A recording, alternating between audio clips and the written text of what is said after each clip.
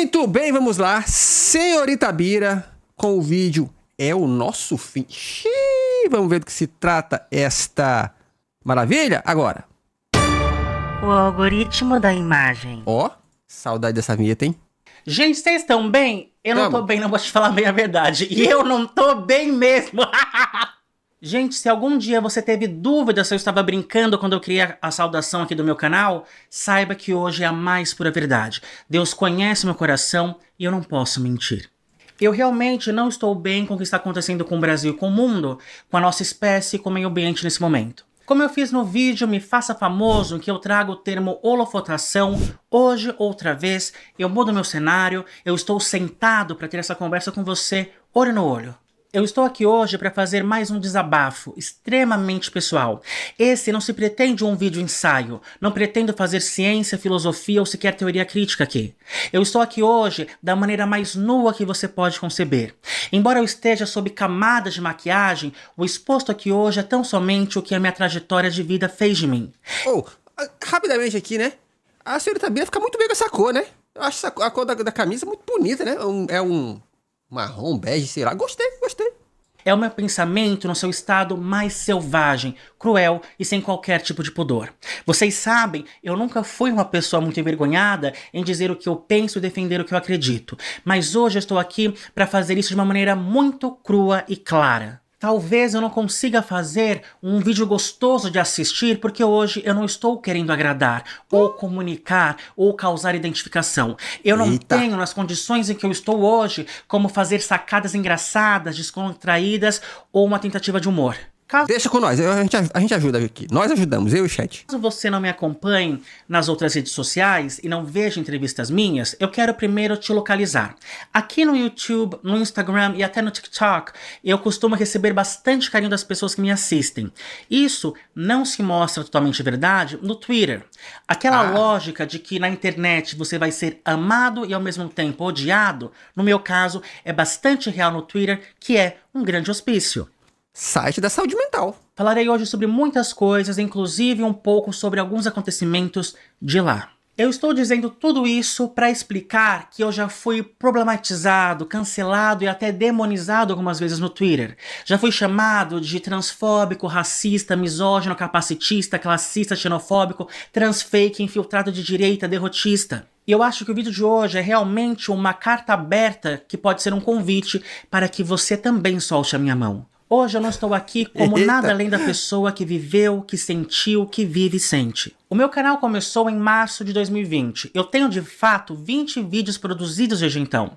Alguns com 2 partes e também o vídeo sobre holofotação que saía da minha proposta, assim como esse de hoje também sai.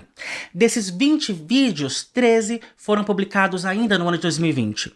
E com muito orgulho eu recebo comentários dizendo que os temas abordados naquele ano ainda são atuais. E eu acredito que continuarão sendo bastante atuais por muito tempo. Essa era a minha proposta, fazer vídeos que traziam conceitos importantes para a compreensão da realidade. Acontece que eu ainda estou na casa dos 20 anos, claro, muito mais perto do 30, mas ainda na casa dos 20. E nessa fase da vida, nós mudamos muito. Quem eu era aos 21 não se compara a quem eu era aos 25. E uma das mudanças mais importantes que aconteceu comigo foi a incerteza. Estudar me trouxe desafios e não me trouxe a segurança do saber conquistado. Isso é da vida mesmo, não tem jeito, né? Pô, eu tava vendo esses dias um episódio da Casa do Dragão e tem uma frase assim, né? Sem ser, não é um spoiler, tá? Mas, na verdade, eu vou refazer. É uma frase que a gente vê muito ao longo de Game of Thrones, que é: o jovem tem uma certeza que a gente que já vê um pouquinho mais, você vê que não dá pra ter, não, né? Muito pelo contrário. Acho que quanto mais a gente vive, naturalmente a gente caminha pra uma incredulidade. Um certo pessimismo, talvez? Ou um reconhecimento de que o mundo é uma droga. Isso se deve, como vocês já sabem, a essa minha postura de ouvir o opositor, de querer saber no que aquela pessoa acredita e o porquê dela acreditar. E o que eu consegui perceber é que, por mais esdrúxulas que sejam, há razões para alguém acreditar no que acredita, e isso se deve, principalmente, eu diria até exclusivamente, à sua biografia. Desde o começo da minha vida acadêmica, eu quis buscar a verdade. Por isso, eu sempre quis saber o que os outros pensavam. Eu não me juntei a um grupo de estudos de algum autor com quem eu já tinha alguma afinidade. Pelo contrário, eu ia nas reuniões de quem eu não concordava. Eu queria me desafiar. Eu me perguntava a todo momento: você acredita no que você acha que você acredita? E eu trouxe isso aqui para este canal. A dúvida, a pergunta, o que eu gosto de chamar de birêutica. Como alguns de vocês já sabem, eu tenho oferecido cursos de introdução sobre os temas relacionados ao meu canal que eu estudei durante a minha vida acadêmica. Até o momento, eu ofereci aulas sobre a história da filosofia ocidental e sobre a sociologia ocidental. Eu criei esses cursos porque as pessoas sempre me perguntavam por onde eu começo, o que eu estudo. Então, ali eu trago o mínimo que um leigo precisa saber para que ele consiga identificar as raízes do próprio pensamento e, se quiser, partir para uma busca maior sobre os autores que chamaram sua atenção. Seria aquilo de buscar embasamento, de criar bagagem teórica. Eu vou falar a verdade, o que me irritava é escutar a gente dizendo assim: sabe, essa sua visão é muito utilitarista, só pensa no lado prático das coisas. E eu ficava, gente, Bentham disse isso quando penso no utilitarismo? Eu não sei não. E eu tenho fé que o mais importante que eu ensino nos meus cursos é exatamente que nenhum modelo, nenhuma teoria pode apreender a realidade por completo. Por mais rebuscada que seja, por mais elegante que pareça, toda teoria é limitada. Os alunos que fizeram os cursos comigo, principalmente o de sociologia, podem dizer se eu estou mentindo aqui. Eu sempre deixo claro qual é o consenso acadêmico sobre um determinado assunto, qual é a minha opinião sobre aquilo que eu estou dizendo. E depois de dar a minha opinião, eu sempre trago a crítica que é feita à opinião que eu carrego. E reconheço as críticas do que eu acredito e eu as mostro para os meus alunos. Eu não tenho a verdade em mim, eu não tenho pretensão de conter a verdade. Tudo que eu tenho são o que eu chamo de lentes. São as lentes que eu uso para enxergar o mundo. E eu sou um ser humano perecível, falível. Então, tudo que eu estou dizendo aqui hoje parte das lentes pelas quais eu enxergo o mundo. E eu enxergo assim porque eu vivi o mundo de uma determinada maneira, pelas condições materiais e imateriais do meu momento histórico e do meu espaço geográfico. O que eu direi aqui é, então, um compilado de evidências anedóticas. É apenas sobre o que eu vivi, porque no final das contas, tudo que nós temos, depois dos livros, dos títulos, das teorias, é o que nós vivemos. Eu não estou fazendo um manifesto ou um tratado. Tudo que eu estou dizendo pode ser descartado. E é esse o ponto principal da minha angústia hoje.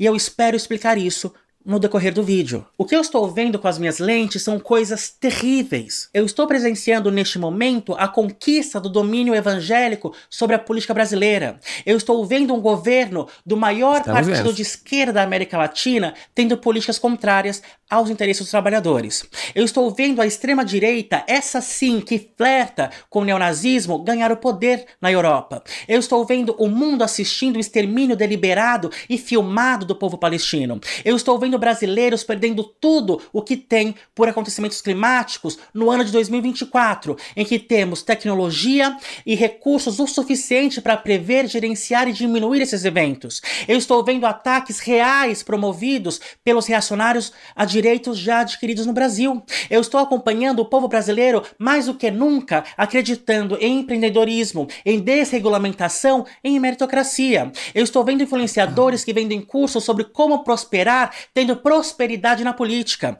Eu estou vendo os adolescentes do meu país imersos em discurso de ódio, cometendo crimes por ideologias reacionárias. Eu estou vendo o mundo dividido. Eu estou vendo o esgotamento dos recursos naturais do planeta. E se você viu qualquer entrevista minha, você já sabe os meus pontos que eu sempre repito. Tudo isso está acontecendo no Brasil enquanto a adolescente deixa de ir para a escola porque está menstruada e não tem absorvente. Enquanto as mulheres colocam miolo de pão na vagina para conter a menstruação no Brasil. Enquanto 100 milhões de brasileiros não tinham saneamento básico em 2023. Enquanto mais de 30 milhões de brasileiros não têm água tratada para beber. Enquanto a licença maternidade prevista por lei é de 4 meses, sendo que o bebê precisa mamar por pelo menos 6 meses, enquanto a idade mínima para se aposentar pelo INSS é de 65 anos, mas as pessoas de cidade de Tiradentes, na periferia de São Paulo, têm apenas 58 anos de expectativa de vida. Em Boa Vista, na capital de Roraima, a expectativa de vida é de 57 anos, enquanto em 2021, 17 mil crianças de até 14 anos não só engravidaram, como deram à luz outras crianças. Enquanto em 2012 havia 4 mil moradores de rua em São Paulo, e em 2023 havia 65 mil.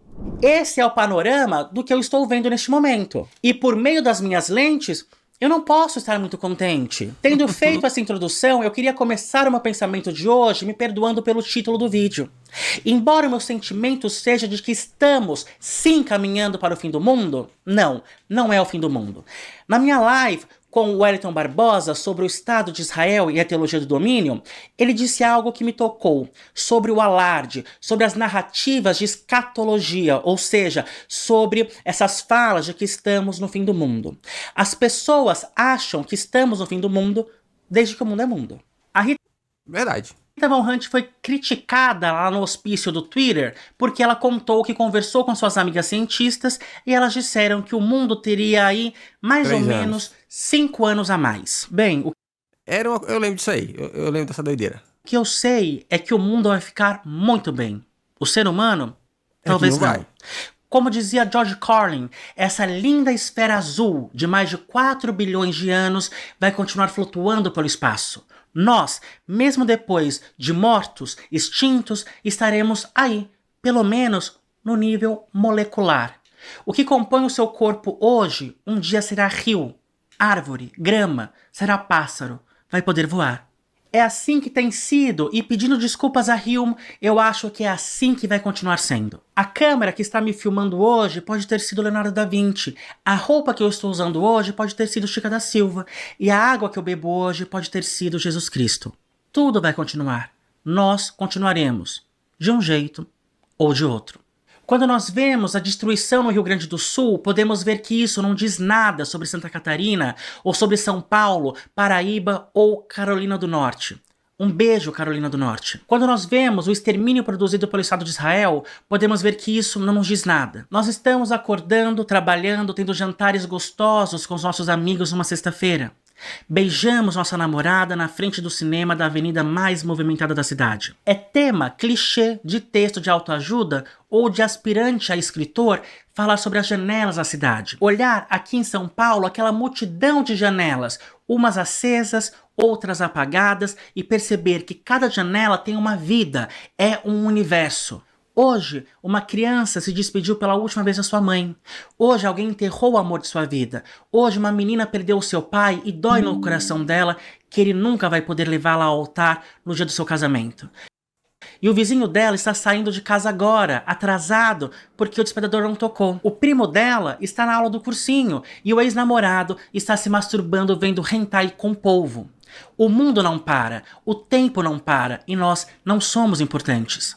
Se eu ou você que está me assistindo morrêssemos hoje, não faria diferença nenhuma no curso da história. Se essas 200 mil pessoas que se inscreveram no meu canal morressem hoje, não faria a mínima diferença para o desenvolvimento da história do mundo. As mais de 700 mil mortes por coronavírus no Brasil, as milhões de mortes pela peste negra na Europa, todas as mortes causadas pela Revolução Francesa e por Napoleão Bonaparte. Nada disso realmente importou. O que importa é o legado. O mundo continuou. O mundo tem continuado. Ele continuou antes de nós e vai continuar depois de nós. Veja, essa é uma visão que pode levar a ideias fascistas, então eu deveria ter cuidado em expô-la, mas hoje eu não estou aqui como comunicador, eu estou aqui como um sujeito, eu estou expondo meus pensamentos mais íntimos, sem qualquer limite. No ano passado eu estive 2 vezes na Argentina, um país que é dito tão falido, tão economicamente defeituoso, que o ex-ministro Paulo Guedes nos advertia: o Brasil vai virar a Argentina em 6 meses e a Venezuela em 1 ano, para nos causar medo. É verdade que eu estive apenas nas partes turísticas centrais e nobres de Buenos Aires, mas os carros trafegavam, as pessoas riam, jantavam, fumavam, a vida seguia. Não é incomum um brasileiro médio compartilhar vídeos de comunidades africanas extremamente pobres em que as pessoas estão dançando e sorrindo. O brasileiro compartilha com a ideia de que dinheiro não traz felicidade. Nossos avós e pais passaram pela inflação sanguinária dos anos 80. Eles se casaram, tiveram filhos, mobiliaram casas, compraram carros, fizeram bolos de aniversário com leite de coco e deram vinil da Xuxa de presente. Os trabalhadores da Inglaterra sobreviveram às revoluções industriais. Sobreviveram às duras 16 horas de trabalho. Não todos, é verdade, mas sobreviveram. A vida continua. A comunidade LGBT continuou após a AIDS nos anos 80. O mundo continua após a gripe espanhola, continuou após a cólera e continua após o Covid. O Chile continua após Pinochet, os Estados Unidos continuaram após Reagan e a Inglaterra continuou após a Dama de Ferro. Nós vamos continuar. Mesmo trabalhando 6 dias por semana, mesmo sem folga, mesmo sem direitos trabalhistas, mesmo com calor de 40 graus, mesmo com água escassa, nós vamos continuar. Com qualidade de vida, com bem-estar? Provavelmente não, mas não é o fim do mundo. Em 2018, com a eleição de Bolsonaro, eu fiquei bastante decepcionado, preocupado com o bem-estar, com a vida, principalmente, dos LGBT.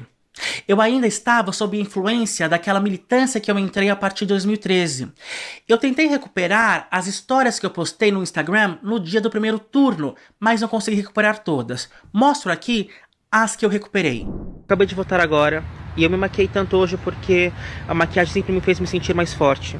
No entanto, eu não sabia que o sentimento que eu estou tendo agora seria tão devastador, porque eu temo pela segurança das pessoas, de todas as pessoas, dos eleitores do Bolsonaro, inclusive, porque eu acho que eles não se deram conta do que eles fizeram hoje. Eu vi pelas pesquisas, Ciro Gomes, infelizmente, não poderá assumir a presidência e tentar dissipar esse clima de ódio.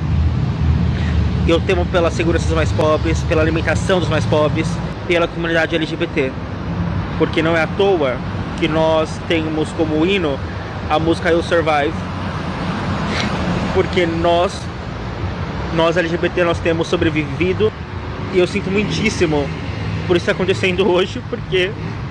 Eu vou falar com isso pra vocês. Vamos lá, vamos começar aqui, a gente tá ouvindo. Até aqui, eu acho que a grande lição que fica pra nós é o seguinte, que a gente tomou, quando nós como esquerda, o Bolsonaro foi eleito, a gente entrou numa maré ruim, uma maré emocional ruim, tá? Eu acho que esse é o ponto. Uma maré emocional ruim. Eu acho que a esquerda tem um problema, que é um excesso de sentimentalismo, muitas vezes, tá? E beleza, esse sentimentalismo ele é positivo no sentido de que nos faz olhar para as causas dos mais pobres e coisas do tipo. E eu acho isso realmente que é algo bom, assim. Mas eu acho que nós precisamos de uma parte de esquerda, ou de uma nova esquerda que surja, não como um todo, mas uma parte importante, muito focada no realismo, tá ligado? Sem esquecer das pessoas, mas o realismo de o que a gente faz agora? Sabe? Tipo, o que a gente faz agora? Porque o que a gente notou que graças a esse sentimentalismo surgiu de lá pra cá, foi uma esquerda que ela tem um pé que deveria estar no realismo, mas que ela vem pro negativismo. Tipo, porra, fudeu. E fudeu, de certo modo, em muita coisa. Só que, pô, não dá pra ficar de braço cruzado. Então a gente precisa ter, o que a gente faz agora? Perdemos um braço, mas o que faz agora? Porque, mano, não dá também pra só baixar a cabeça. Bolsonaro veio na minha cidade ontem ou anteontem, porque o candidato a prefeito aqui, obviamente do partido do Bolsonaro, aquela coisa toda, trouxe ele aqui. Mano, eu tava vendo lá, deu uma galera, cara. Uma galera. Muita gente? Não, mas o suficiente. Assim, sabe? E nessa galera tinha muita gente que eu conheço. Gente que é de igreja. Gente que, sabe, que deveria, tal qual Jesus, pensar nas pessoas, mas que tá lá. Capitão, mito. Então, assim, eles estão brigando ainda, de certo modo, tá ligado? Nós vamos fazer o quê? Vamos ficar só de que sofrimento. A gente precisa ter um pé no realismo. O que a gente faz agora? A gente precisa ser estratégico. A gente precisa, sabe? A gente precisa começar a fazer coisas. Ó, o vídeo que eu postei recentemente, pra quem acompanha aí, no Instagram e no TikTok, né? Falando sobre o caso da Bolívia, né? Eu fiz um vídeo pra comunicar uma história, e aí eu usei como exemplo da Bolívia, e eu falei assim, que esse lance de transição energética é por causa dos gases de efeito estufa, que em alguns casos vem aí da queima de combustíveis fósseis. Isso é 100% verdade? Não, né, gente? Mas a ideia era um clickbaitzinho. Mas, gente, infelizmente, vem lá a galera da esquerda que vem tão choco só pra explicar. Não é bem daí que vem os gases. Esse é o ponto. A gente acaba se perdendo numas coisas, cara, que não tem relevância. Não tem relevância. Gente, desculpa, não tem relevância. Ai, você não foi 100%. Porra, eu não sou o Discovery Channel, eu não tenho essa... Vocês estão ligados? Que é uma coisa que a direita não perde tempo. Então eu acho que a gente, às vezes, perde tempo numas paradas. Que não deveria. Eu não consigo acreditar que tantas pessoas apoiaram. Eu sinto muito, desculpa. Eu só queria dizer isso. Eu não queria ser atento no horror, mas eu tô realmente muito triste. Isso é foda, porque eu lembro desse sentimento. O sentimento da derrota eleitoral foi foda, assim como o sentimento da vitória eleitoral do Lula na última vez foi também foda, foi positivo. Mas, de novo, a gente precisa ter muito pé no chão, cara. Tá, o que esse maluco tá fazendo? Vamos fazer assim, Porque, cara, esse é o foda. Se emocionar, tem esse problema, porque ao ser emocionado demais, na menor tragédia, e elas acontecem, lembra que tá o Lula falando em imposto de carne, né? A gente fica muito decepcionado. E aí, a chance de você ficar, foda-se então, é altíssima, cara. Recentemente viralizou um vídeo dos anos 80 em que cidadãos brasileiros comuns são perguntados sobre a chacina de homossexuais. E todos eles dizem que não se importam com isso. O mais brando diz que é uma praga que está no mundo inteiro e que não tem que matar. Os homossexuais citados no vídeo, na verdade, são travestis. No final dos anos 70 e nos anos 80, como política pública extraoficial, a polícia e alguns grupos sociais matavam travestis para fazer uma higienização social. Eu acredito que mesmo que isso volte a acontecer a partir do ano que vem, não importa quantos travestis caírem no chão, elas vão continuar sendo resistência. Eu estava destruído, em prantos, com medo. A narrativa do fim do mundo para os LGBT no governo bolsonarista me amedrontava. Eu temia por mim, pelos meus amigos e principalmente pelas minhas colegas travestis que dividiam a rua de prostituição comigo. Hoje é 2024. E estamos vivos. Eu só caí numa narrativa que o tempo mostrou ser apenas pânico discursivo. Assim como os direitistas acreditavam que o terceiro mandato de Lula destruiria o Brasil em 6 meses. Mesmo assim, é importante que saibamos o mundo que nos espera. Por isso, hoje eu estou aqui. O vídeo começa agora, de verdade. O meu primeiro grande cancelamento... É isso, porra. Isso aqui eu concordo. A gente tem que ter sempre em mente o mundo que nos espera. Tá aí, gente. Infelizmente é só... Felizmente ou infelizmente é só a ilusão que eu nunca tive, tá? Eu sei o que é ser alguém, um cara preto, alto, de periferia no norte do Brasil. O mundo nunca foi legal comigo. Eu nunca tive essa expectativa emocional de que as coisas vão ser melhores do nada. Nunca vão, cara. Deixa eu não ficar esperto, não, pra ver se eu não danço. Infelizmente, a gente tem que ser assim, pé na realidade. O lamento no Twitter aconteceu ainda no ano... Eu torço pelo melhor, mas eu tenho que estar pronto pro pior. No passado. Eu fui bastante criticado, inclusive por nomes conhecidos da militância de esquerda, como Jones Manuel e Gustavo Gaiofato. E Jones Manuel, do canal Jones e Manuel, e Gustavo Gaiofato, o esquerdista caviar de iPhone, lembra desse negócio? O povo me chamou de neonazista, racista, eu fui ridicularizado. Esse foi o primeiro passo para eu ser odiado por algumas pessoas no Twitter. O tweet que causou esse cancelamento dizia o seguinte: o identitarismo é a maior desgraça que produzimos do lado de cá. Estive conversando com um colega direitista por quem tenho profunda admiração. Ele me contou sobre a ascensão do partido alemão AfD, de extrema direita com tendências neonazistas. Esse partido cresce especialmente em um estado que pertenceu à Alemanha Oriental e tem tradição consolidada de governos esquerdistas. O que pode ter acontecido então? Segundo membros da oposição do Partido da Esquerda, a guinada ao identitarismo universitário, deixando a esquerda dos trabalhadores no passado, é a principal causa da derrota. Nós não sabemos jogar o jogo. Nós perdemos, nós não vamos vencer. Esse foi o texto responsável pela discórdia. Além das coisas mais babacas, como ironizarem o fato de eu ter um colega direitista, as pessoas parecem não ter sabido ler. É o Twitter, né? Quem disse que a derrota da esquerda é porque ela pegou o identitarismo universitário, deixando de lado a esquerda dos trabalhadores, não fui eu. Temos como um dos nomes mais importantes que levantaram essa crítica a Sarah Wagenknecht, uma das políticas mais queridas do partido de esquerda. Ela disse isso. Ela também é neonazista? Deve ser. Quem não pensa como o grupo de vocês é de fascista pra baixo. Não. E aqui o senhor Itabira tem razão. Se a gente for olhar para o passado, a cara da esquerda no Brasil era a cara de sindicatos e sindicalistas. Hoje ela, infelizmente, eu vou falar infelizmente, é cara de universitário branco de São Paulo, Sul e Sudeste. Essa é a cara da esquerda. Essa é a esquerda que ganha visibilidade. Porque a outra esquerda que tentou ganhar visibilidade, motoboys, que nem sabiam lá se era de esquerda, mas que podiam chegar, o que aconteceu? Virou um debate do vocês deveriam se juntar à nossa causa e não vamos nos juntar à causa dos motoboys. Isso precisa ser dito, cara, tá? Não é? Esses tweets foram feitos em 8 de junho de 2023, há exatamente um ano. Eu acho que a esquerda precisa de movimentos com cara de movimento de povo. Isso não tem, tá? Eu acho que a esquerda tem uma preocupação em ter uma estética higiênica no sentido educacional, que tipo assim, ó, a esquerda sou, mas ó, tenho formação. Eu acho que tem uma preocupação aí que é que ela é perigosa porque ela afasta aqueles que são de baixo, tá? A esquerda, porra, tá aí. A esquerda precisa ter ao seu lado figuras povão, irmão. Eu acredito.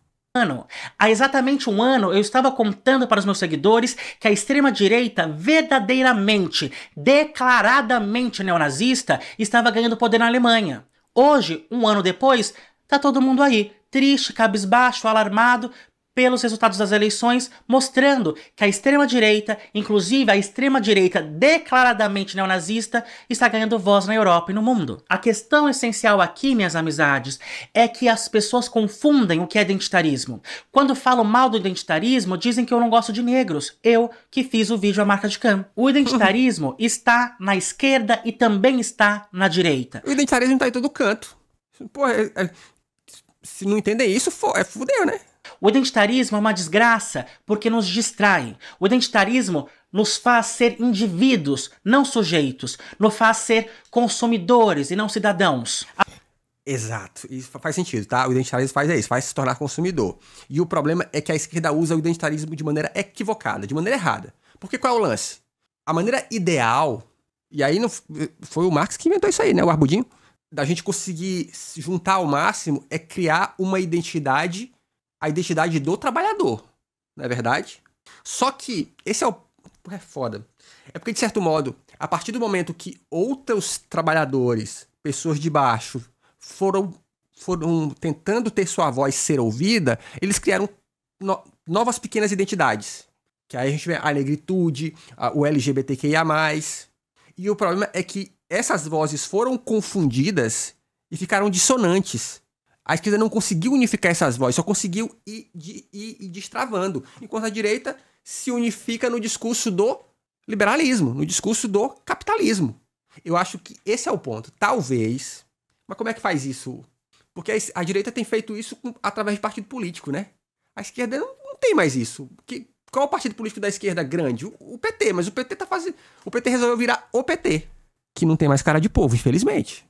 As pessoas dizem... Eu acho que talvez o último resquício de cara de povo que o PT tenha seja o Lula. E isso tá morrendo porque o Lula tá colado no Haddad loucão, né? Mas não se pode lutar por duas causas ao mesmo tempo? Ninguém está lutando por nenhuma causa, na verdade. A polícia de São Paulo matou dezenas de pessoas pobres e pessoas negras na Baixada Santista esse ano. Não estamos na época em que precisamos nos posicionar a todo momento? A blogueira negra que vive de fazer vídeos sobre representatividade e falta de maquiagens escuras no mercado se posicionou sobre essa matança? O governo de Jerônimo Rodrigues, do PT, lá na Bahia, tem matado gente negra. Aquele babaca que faz vídeos sobre racismo no Big Brother, que faz vídeos problematizando palavras, está se posicionando contra? Não, não está. É sobre consumo. Eu falo de produtos para cabelo cacheado, eu falo sobre bases de cor escura, eu falo sobre produtos LGBT. O que é a parada LGBT hoje, senão um grande comercial para marcas que se dizem aliadas à causa? Não tá errado, não. Ué. Tá. É foda, porque, tipo assim... Eu entendo... Vamos dar um exemplo aqui da parada LGBTQIA+. Eu entendo que ela vem também com uma pegada de ser um momento de celebração. A celebração pela existência. Eu entendo. Mas, ao mesmo tempo, a gente percebe que... Pra onde mais você pode caminhar para além disso? Eu tava... foi até algo que a gente já comentou aqui nas lives, que é... Assista reportagens falando sobre a parada LGBTQIA+. 90% das reportagens começam assim, ó. Começam ou terminam, ou começam ou no meio vão meter o famoso dado de que a parada LGBTQIA+, gera não sei quantos bilhões para a economia. Então, a passabilidade da parada LGBTQIA+, vem do fato de que ela gira a economia. É o jeito que o capitalismo diz, tá, vem para cá. Então, eu acredito que Se não criarem, usando inclusive a parada ou essas coisas, para ter um movimento político, é um mau uso. E aí, isso de jogar o jogo é no sentido de que, olha só, as organizações evangélicas, pode ser gay, mas só se fizer a economia rodar. Excelente comentário, Thaís. As organizações evangélicas se uniram ao ponto de elegerem sua própria bancada. Eu acredito, é só fazer as contas, que, vamos pensar pela parada LGBTQIA+. Vocês poderiam montar uma bancada gay, tá? Uma bancada LGBTQIA+. Você já para pra pensar nisso? É uma possibilidade. Fica aí a dica. Em junho, aqui no Ocidente, as marcas colocam as bandeiras LGBT em seus logos. Elas fazem isso no Oriente Médio, elas usam do seu dinheiro, do seu poder para fazer isso em países em que gays são perseguidos, presos e mortos pelo Estado. Mas tudo bem, eu não falo retardado, eu tenho um cuidado com as palavras que eu uso. Eu sou moralmente superior. De fato, a linguagem é fundamental na formação da consciência humana. Hegel já tinha teorizado sobre isso, mas as preocupações aqui não são com coisas materiais mais. Nada hoje tem preocupações materiais, é tudo espiritual. Não Entendi. temos mais uma visão anticapitalista. Beyoncé termina o seu manifesto contra o racismo na canção Formation dizendo: sempre fique graciosa, a melhor vingança é seu dinheiro. Então a melhor vingança para o negro é ser rico, assim ele é aceito. Como eu fico graciosa? Ela conta com seu vestido Givenchy, uma marca francesa de gente branca.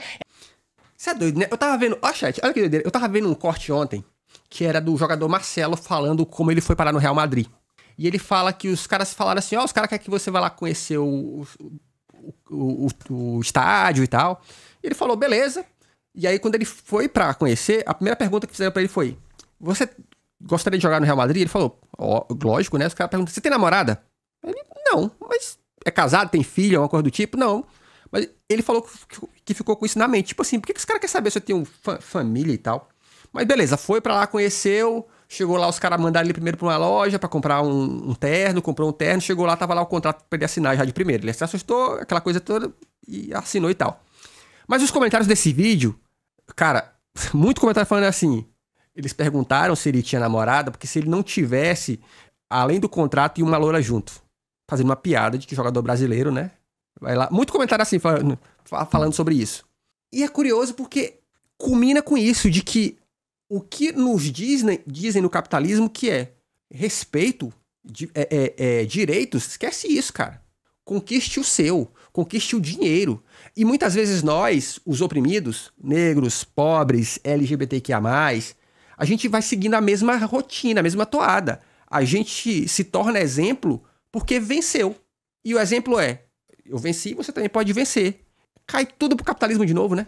É triste, porque nesse sentido a gente não tá vencendo, porque a gente quando vence, a gente não tenta tornar o mundo menos capital. Muito pelo contrário, é só isso aí, né?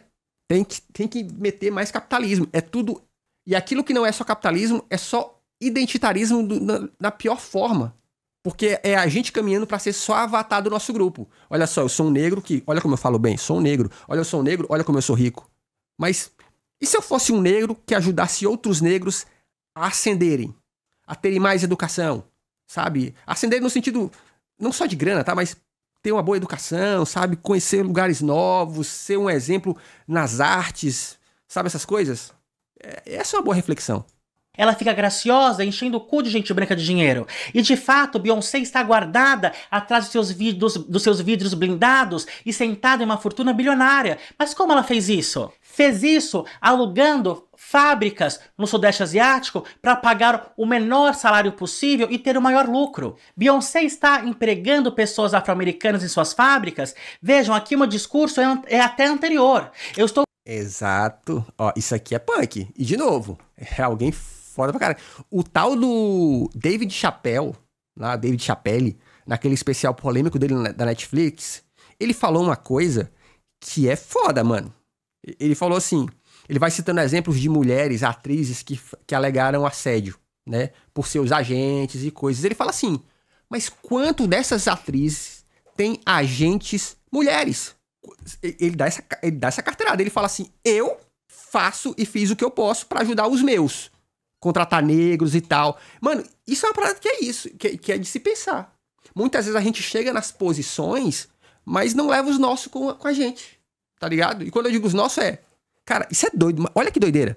Quantas vezes você que é negro, vence uma casa com a branca, casa com o branco. Isso é polêmico, tá? Porque a gente vai entrar na área mas o coração. Mas olha que doideira, porque os brancos não agem com esse coração aí que você tá agindo não, tá? Se você é preto, vai no... E eu tô falando aqui de preto, gente, porque é onde eu me identifico, tá? É mais fácil pra eu falar. Mas se você é preto, vai nos lugares classe média alta, vê quantos pretos você vai encontrar lá, curtindo e não trabalhando. Estou falando a favor do emprego, da exploração dessas pessoas negras, porque elas teriam um salário e poderiam comer. Eu não estou nem falando sobre emancipação do povo negro, sobre a Beyoncé fazer uma cooperativa, não. Estou falando sobre emprego. E sabe quem vai comprar as roupas de Beyoncé feitas no Sudeste Asiático a preço de fome? Os afro-americanos. Por identidade. Isso é uma visão anticapitalista? Isso é uma visão de emancipação dos povos? Não, é puramente identitarismo. Quais privilégios o homem branco tem? Pensa aí na sua casa. Sempre me dizem, bem, o homem branco é privilegiado, ele anda na rua sem ter medo. O homem branco tem um salário mais justo. O homem branco não é seguido em loja. O homem branco não apanha da polícia quando é no enquadramento. O homem branco não é desmerecido na entrevista de emprego. Isso é privilégio? Alguém não apanhar da polícia, alguém receber um salário que condiz com o seu cargo é privilégio? Bem, pra mim, privilégio é algo especial que alguém recebe, como as igrejas não pagarem imposto. Você me dá só um minutinho que eu vou pegar aqui um biscoito. Voltei. Comeu biscoito. Simbora. Todo mundo paga. O homem branco não tem nenhum privilégio. O homem branco tem direitos que todos nós deveríamos ter. É isso que o identitarismo causa. Nós estamos apontando o homem branco supostamente privilegiado e não o sistema que dá direitos a ele que todos nós devíamos ter. E não temos. Nós estamos apontando para esse indivíduo, para esse homem branco, dizendo: ei, macho branco, você é privilegiado. E sabe o que ele fez? Apenas nasceu. Foi ele que se deu os direitos básicos que nós não temos? Não, não é algo individual, é algo sistêmico. A Wendy Brown vai nos dizer exatamente isso. O identitarismo se baseia no sofrimento. Não é esse o discurso? O negro mais claro sofre menos do que o negro mais escuro. O negro escuro sofre mais. A mulher trans menos feminina sofre mais do que a mulher trans mais feminina. A mulher cis negra sofre mais do que a mulher cis branca. Ou seja, é sofrimento. Ser negro, ser tudo isso, é sofrimento. E o que o sofrimento causa, segundo a Wendy Brown? Ressentimento. É claro. Tô sacando. Comentário aqui da Thaís, ó. Laura Sabino já disse: privilégio a gente luta pra destruir e direito a gente luta pra popularizar. É isso. Claro, a primeira vez que eu me reuni com um coletivo negro, eu fui falar sobre minhas vivências e caí no choro. É um ressentimento. Ninguém nunca vai me querer, eu nunca vou ser amado, eu não vou ter um emprego, esses brancos têm tudo fácil, eu sofro. É exatamente sobre o que canta Mano Brown numa das maiores e melhores obras do rap nacional, capítulo 4, versículo 3. Ele mostra todo esse ódio racial de um rapaz preto da periferia de São Paulo que vê na violência um escape da desigualdade de classe e de raça que ele vivia nos anos 90. Ele diz: minha intenção é ruim, esvazia o lugar. Eu tô em cima, eu tô afim, 1, 2 pra tirar. Eu sou bem pior do que você tá vendo. Preto, aqui não tem dó. É 100% veneno. A primeira faz boom, a segunda faz tá. Já no final da música, ele traz uma passagem muito interessante também. Tem mano que te aponta uma pistola e fala sério, ou explode sua cara por um toca-fita velho. Clique, plau, plau, plau, acabou. Sem dó e sem dor. Foda-se sua cor. É bastante claro aqui a tensão racial. Ele continua: foda é assistir a propaganda e ver. Não dá pra ter aquilo pra você. Playboy folgado de brinco, o trouxa. Roubado dentro do carro na Avenida Rebouças. Correntinha das moças, madame de bolsa, dinheiro. Não tive pai, não sou herdeiro. Se eu fosse aquele cara que se humilha no sinal por menos de R$1, minha chance era pouca. Mas se eu fosse aquele moleque de touca que engatilha e enfia o cano dentro da sua boca, de quebrada, sem roupa, você e sua mina, 1, 2, nem me viu. Já sumi na neblina. Uma dinâmica de ódio movimentado pela raça e também pela classe. É muito natural entender por que o identitarismo ganha tanta força. O identitarismo de esquerda, assim como tudo na pós-modernidade, é sobre consumo. É o que disse a Beyoncé. Agora o capitalismo vai abraçar esse preto que dizia que era foda assistir a propaganda e ver que não dá pra ter aquilo pra você. Mano Brown, no final da canção, mostra como ele conseguiu se opor a toda essa lógica violenta. Ele diz: seu comercial de TV não me engana, eu não preciso de status nem fama. Seu carro e sua grana já não me seduz, nem a sua puta de olhos azuis. A minha questão aqui, minhas amizades, olhando no seu olho, é dizer algo muito polêmico. Não é culpa do cara branco de brinco na Avenida Rebouças. Ele deve ser sim um babaca. Eu não posso também mentir aqui e dizer que o perfil dessas pessoas é um perfil legal e inclusivo, não é? Mas não é sobre ele. Matar esse cara não faz nenhuma diferença. Matar o próprio Elon Musk não faz diferença nenhuma. O problema é sistêmico. Amanhã haverá outro babaca na Rebouças. Um branco da favela que nasceu com beleza pode sim conseguir ascender no mercado de trabalho. Vamos imaginar, ele começa como repositor num mercado. Vem que ele é bonito, está trabalhando bem, tem aparência, tem beleza, cabelos loiros.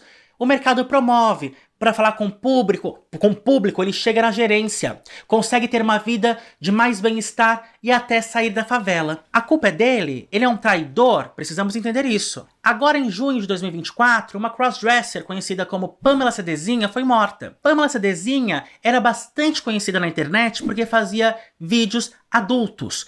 Eu a acompanhava há muitos anos. No começo, ela gravava seus conteúdos sexuais com homens de aplicativos de relacionamento dentro de sua casa. Ao passar do tempo, ela começou a dirigir e andar pelas ruas procurando homens.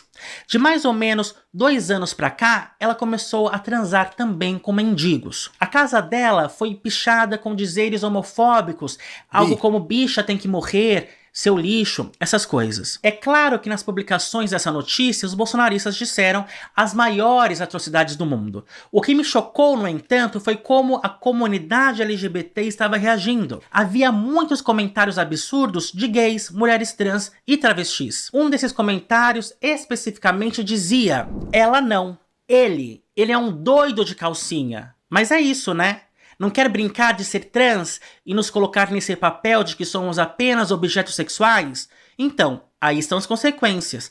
Milhares de trans são mortas e as pessoas não se comovem. Então, eu acho é pouco. Eu cliquei no perfil dessa pessoa, que é uma mulher trans ou uma travesti, para ver quem ela era. E eu me deparei logo com um tweet fixado em que ela estava se masturbando.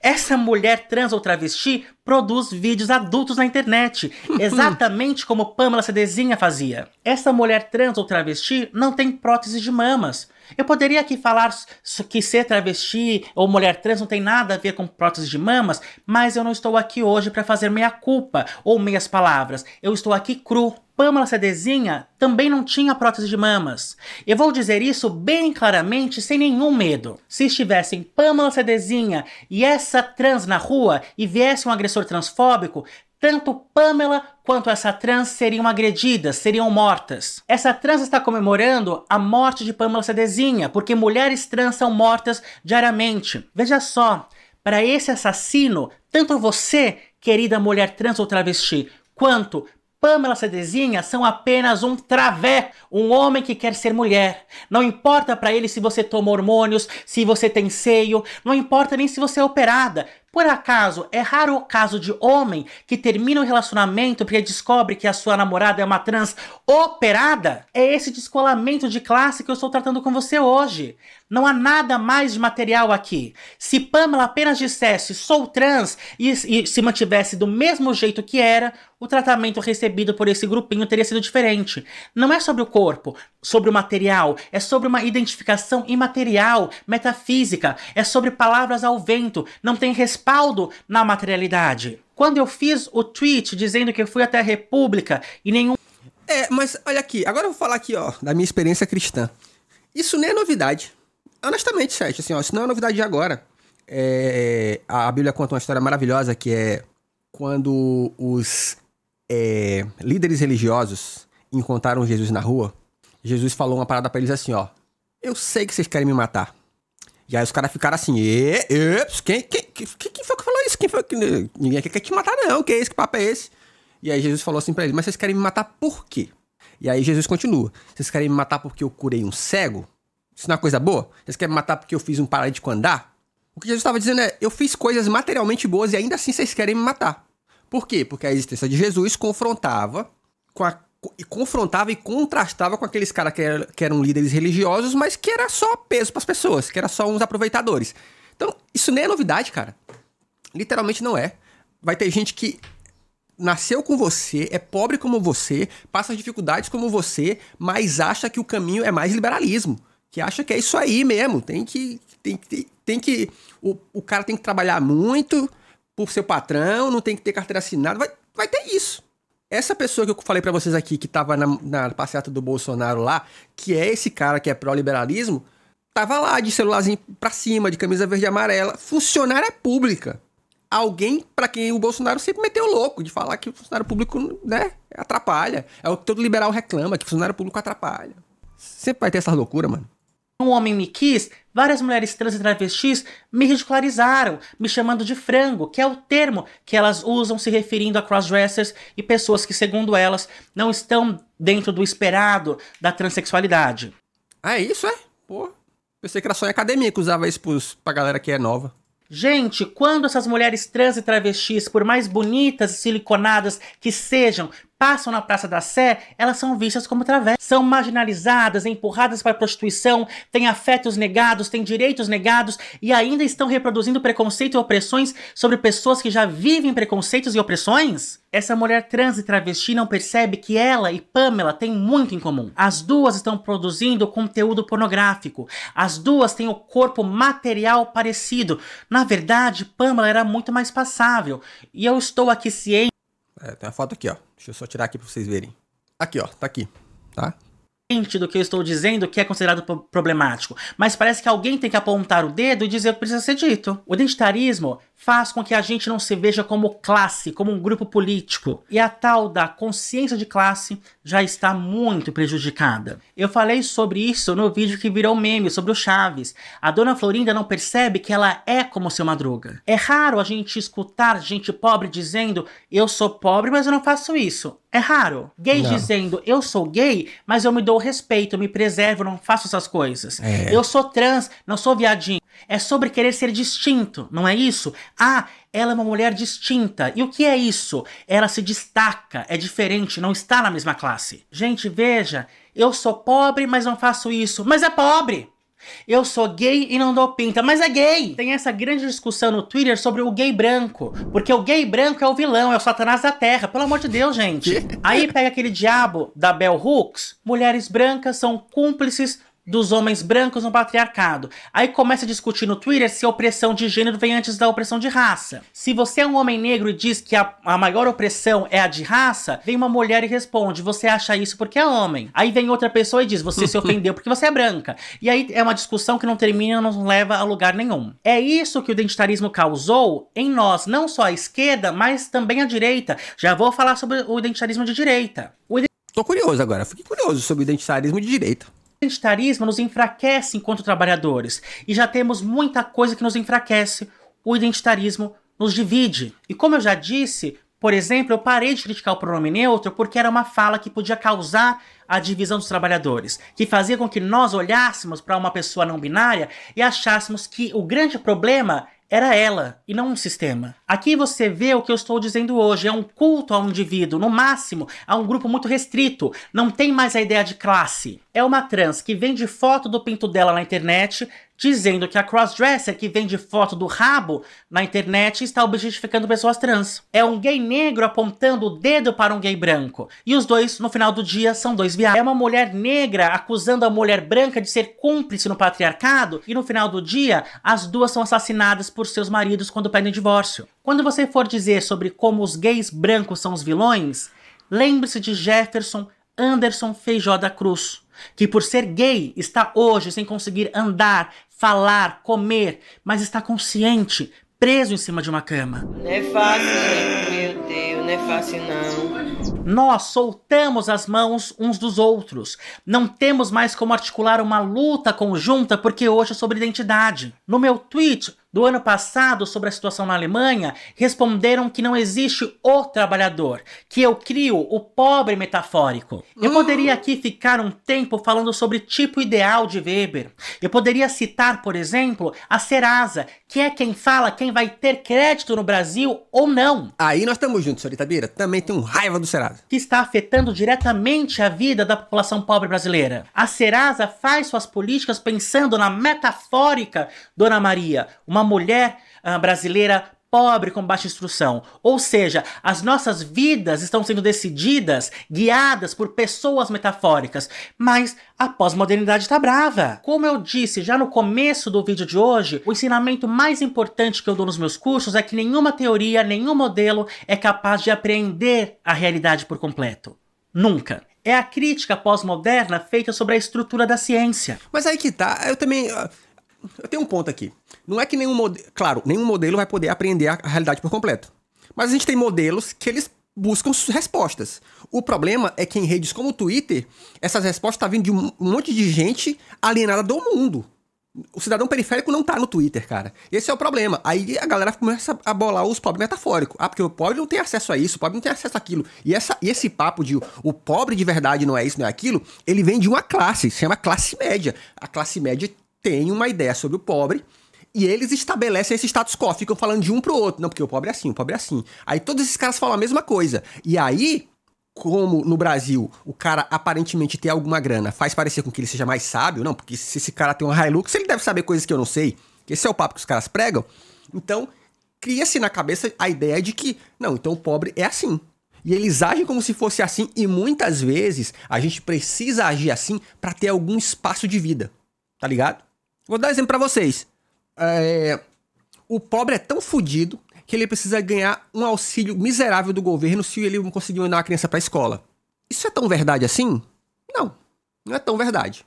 Mas, se eu quiser ter acesso a uma colher de chá que seja, eu preciso dizer, beleza. Então assine aqui esse documento que fala que você é pobre o suficiente pra isso. Tá bom. Existe um sistema que nos força, sabe, nos força a nos encaixar numa certa identidade também. Que não é positiva, tá? Então tem uns pontos aí, né? A ciência, a modernidade, o Ocidente buscavam a generalização, o universal. Não se preocupava com casos individuais ou exceções. É assim que a ciência se estabeleceu. Existe algum remédio que funcione para todas as pessoas da Terra? Não. Existe algum remédio que não tenha efeito colateral para nenhuma pessoa na Terra? Não. Mesmo assim, a ciência passa por cima disso e estabelece um padrão. Esse remédio é eficaz. Nas aulas que eu dou no meu curso, eu digo um exemplo bem polêmico e eu vou trazer ele aqui hoje sem muito medo. É muito claro para todos nós que uma vítima de estupro é uma vítima, não apenas no sentido legal, de sujeito que sofreu ato ilícito, mas também no sentido de ter tido prejuízo, dano. Isso é muito óbvio para todos nós, não é verdade? A vítima de estupro sofreu, não quis, não gostou. Mas o que diz a travesti Débora depois de ser estuprada por vários homens? Que foi ótimo. Usaram e abusaram de você e te deixaram na mão? Me estruparam, tive que fazer de tudo e agora tô aqui. E foi ruim? Foi ótimo.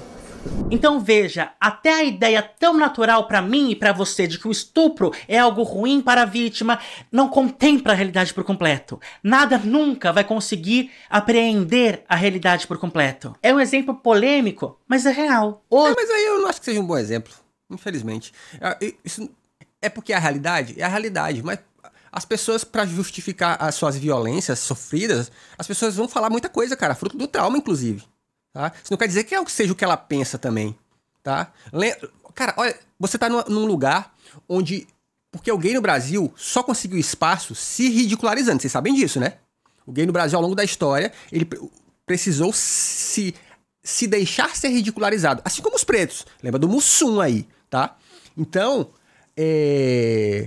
ficou no imaginário que esse é o lugar. Esse é o lugar, tá? Então, eu preciso, seguir essa dança. Eu preciso ser um engraçado, eu preciso... Cara, quantas e quantos anos nós passamos escutando a história de que, pro apelido não pegar, você tem que deixar passar, você tem que brincar com aquilo. Só que o que pra muita gente era só apelido, pra gente que é preto, pra gente que é pobre, pra gente que é do Nordeste, Vai lá, o cearense. Ô, cearense! Todo mundo do Nordeste é cearense pra São Paulo, é baiano, tá ligado? É cabeça chata. Que pra muita gente é piada, mas pra esses caras com certeza não é. Pra gente com certeza não era. O preto ser o moreno, todo... Quando eu lembro, quando eu era criança, tava na mudança, quando eu era criança pra adolescência, tava a mudança de... Não vou chamar o cara de preto, porque é ofensivo, vou chamá-lo de moreno, porque é menos ofensivo.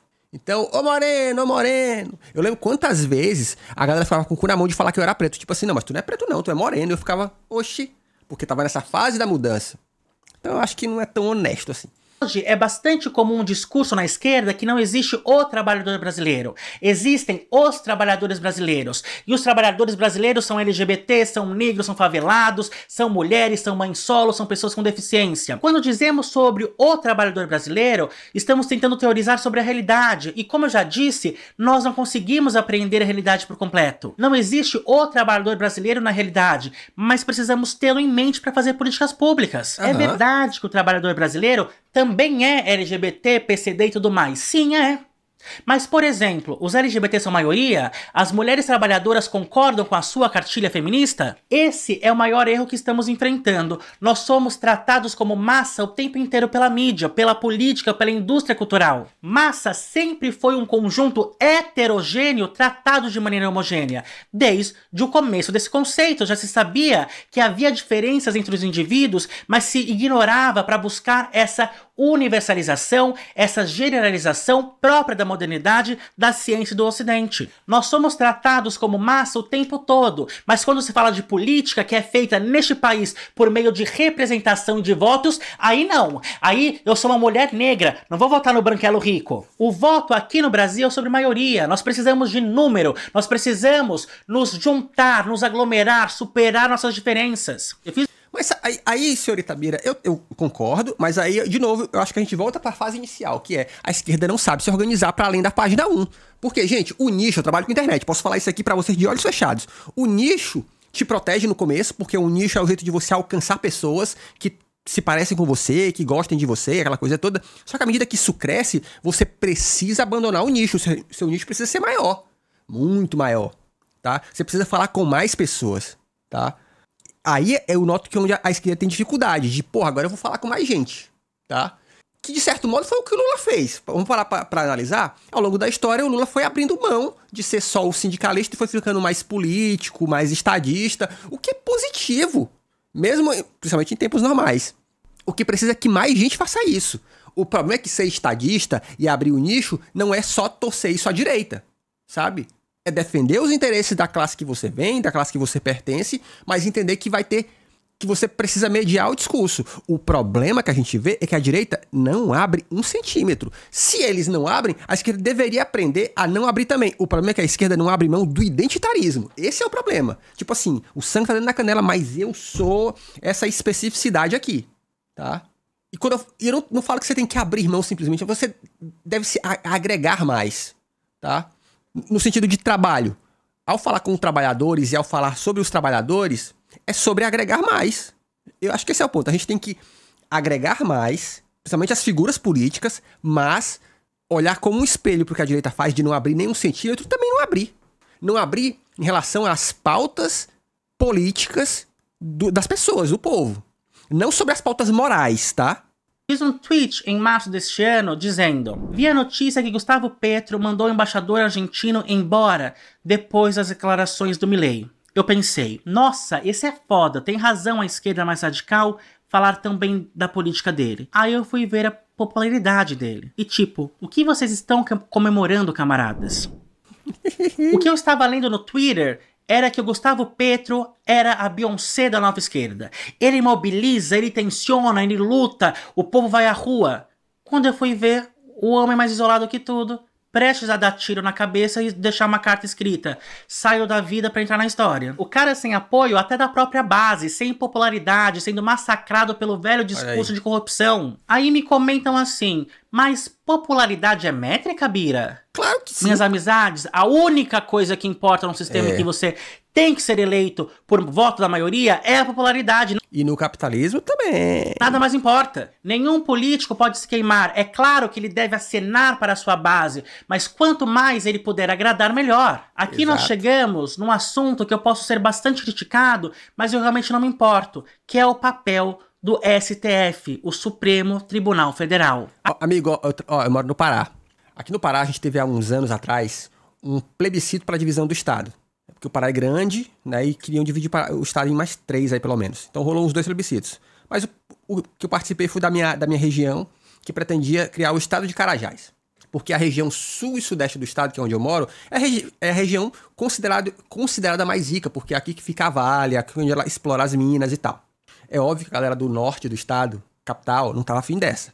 Mas se você nunca viu um Barbalho falar não concordo ou concordo, todas as entrevistas do Barbalho falavam assim, não, tem que ver o voto das pessoas. O que o povo quiser. Claro que no dia do plebiscito tiveram a ideia brilhante de os votos serem equivalentes, né? Então você tem um estado gigantesco, com muito mais densidade demográfica, votando contra um lugar com muito menos densidade demográfica. O que poderia dar de errado, né? É claro, obviamente a campanha dos caras também foi muito mais bem feita. A campanha do Sudeste, eu olhava e falava assim, meu Deus, não vai ganhar nunca. Nunquinha. Então é isso. A esquerda precisa ser politicamente inteligente. E isso eu noto que falta. Tem que ter jogo de cintura, irmão. Pô, é Brasil, cara. Precisa ter jogo de cintura, doidão. Tem que... Opa! Sabe? Eu acho que o maior exemplo de ser Brasil é o seguinte. É quando você tem que sair na rua às 11h30 da noite num lugar que você sabe que é perigoso. Como é que você sai? Você sai andando que nem um maloqueiro. Que é pros outros maloqueiros te ver e pensar que tu é dos dele. É ou não é, pô? Então, eu acho que falta isso na gente muitas vezes. Politicamente falando. A importância do STF para o progressismo no Brasil é absurda. É claro que o STF vai manter os negócios da elite. É claro que o STF vai se posicionar contrário a muitos processos de trabalhadores. O que vocês esperavam? Uma instituição do Estado burguês ser contra a burguesia? Mas o que eu enxergo pelas minhas lentes, pela minha biografia, é que o STF é um amigo do progressismo no Brasil. Em maio de 2011, foi uma decisão do Supremo Tribunal Federal que legalizou o casamento entre homossexuais. O Código Civil, por exemplo, dizia... É porque, porra, é isso, né? Vamos pensar, né? O que a esquerda quer? A esquerda quer progressismo, não é? Pra início de conversa, não é progressismo? Se é progressismo, quais são os lugares que o progressismo avança? Como ele avança? Pô, falta estudar isso, irmão. Falta estudar isso, falta se aplicar a isso, falta ser esperto pra poder fazer isso acontecer. Gente, eu já vi reuniões de uma certa igreja galáctica aí, que a conversa era clara. Nós queremos no nosso meio os empresários, nós queremos no nosso meio os juízes. E aconteceu, com alguns anos, passaram décadas e aconteceu. Então assim, porra, a esquerda, nós deveríamos também... Isso é o voltar pra base, tá? Que o Mano Brown sempre falou. Quem a gente quer pra mudar as estruturas de um país debaixo do sistema capitalista, a gente precisa ter cabeça. Cabeça não só pensante, cabeça atuante. Cabeça que faz acontecer, tá ligado? O negócio é que a esquerda tem um desejo de ser Marte, às vezes que eu fico, porra, é foda. Ai, eu quero sofrer.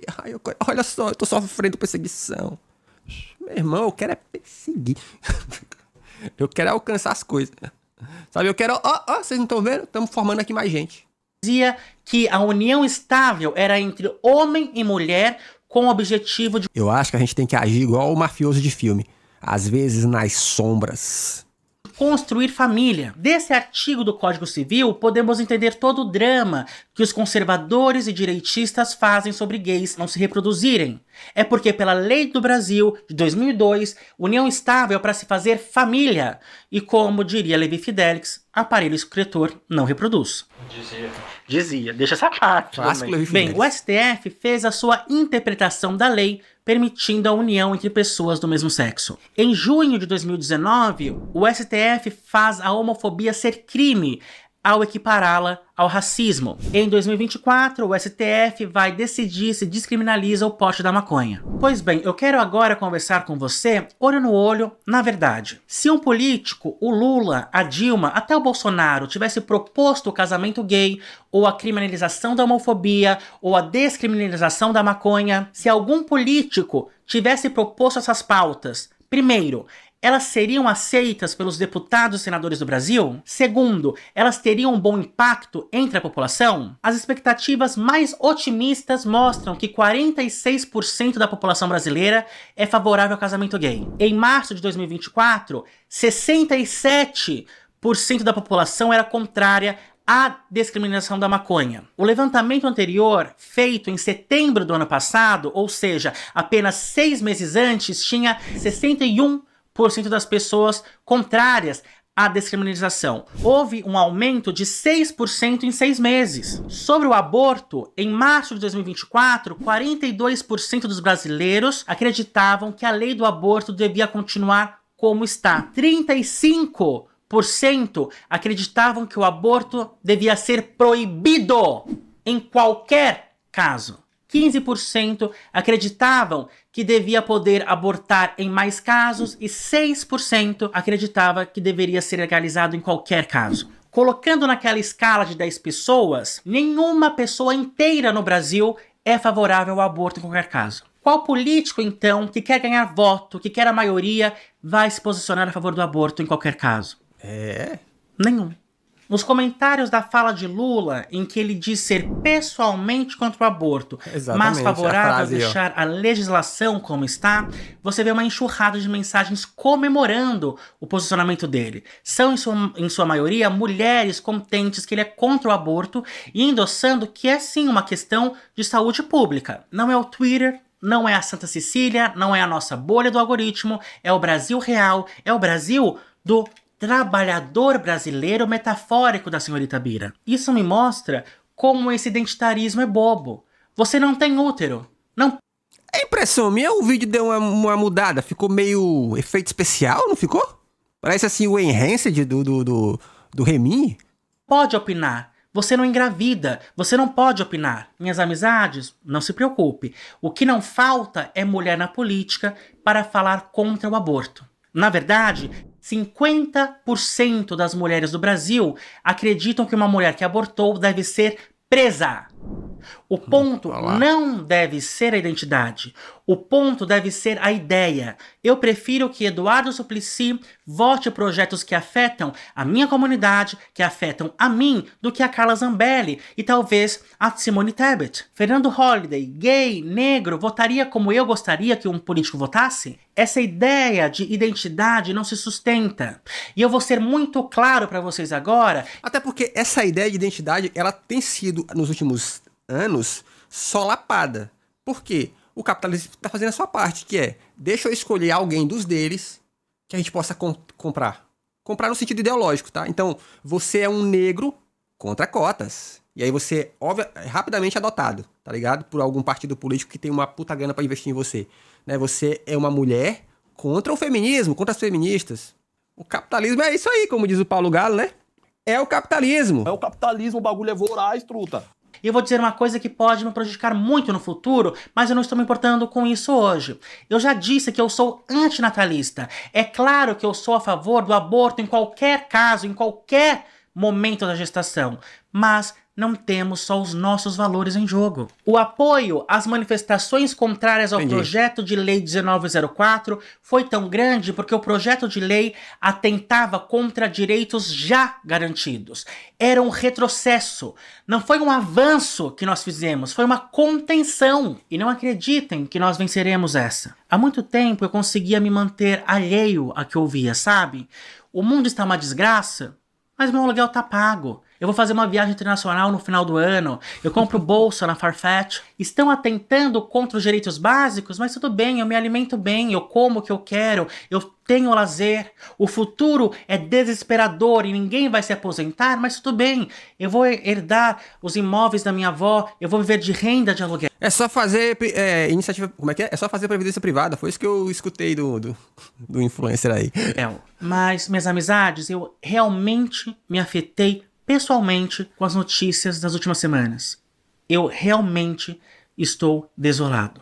Vocês sabem que eu sempre disse que nós não íamos vencer, mas eu não pensava que a gente fosse perder tanto, regredir tanto, sofrer tanto. Uma das coisas que mais me chocou foi a notícia compartilhada pela Folha de São Paulo, de que uma menina de 15 anos tinha sido estuprada pelo marido de sua avó e foi fazer o aborto legal com 31 semanas de gestação. No Twitter, havia uma enxurrada de imagens de bebês prematuros, nascidos com 31 semanas, dizendo que aquilo era realmente um assassinato. Nenhum político que quer voto da maioria proporia o aborto livre no Brasil. Seria suicídio, infelizmente. Assim como não proporiam o casamento gay e a descriminalização da maconha. Então, quem deveria fazer isso por nós?